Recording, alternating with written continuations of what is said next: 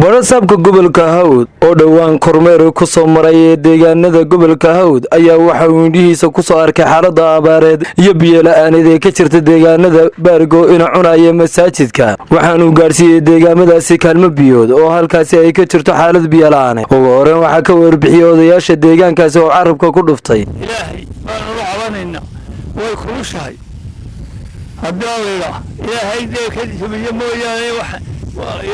وترى إلى هي واسمة هيسا هرنا ما يسوى مرين كانوا يقولون إن أول بيلانتا ولا كانوا ما هنهاي ولا اليابارت يدو ضد كويت دجامل ودن كوا دعوي حدنا الدجان كذي وحويان أرت النوبش كوا بدو بيلان باودرن تكال الدولة دي وحي وحويان وحجرة أنا جرومة دقة وحاج بيها وهرس هلا لسه قارن لي دجان sidoo kale gudoomiyaha maxkamadda Sheekh Cabdullaahi ayaa deegaanadaasi Ilaahay u bariyay faqultu astaghfiru rabbakum innahu kana ghafaran ilaahay masoo qabooj waan joognaa meesha iyo Baargo boodi horeysoo barisaab ku keenay ayay biyo meelayaan inta sabarkad loogu shubay gabagabadii waxaa soo afmeeray barasaabka gobolka Hawd Ibrahim Cali Xasan oo ugu baaqay gudida abaaraha iyo dhamaanba cidii ka soo jeeda deegaankan in la soo gaarsiiyo gargaar biyood laakiin waxa jira dad badan oo jilcsan oo tuulooyinkii lagaga tagay marka meelaha qaar biyo way haystaan wari laakiin meesha Baargo la yiraahdo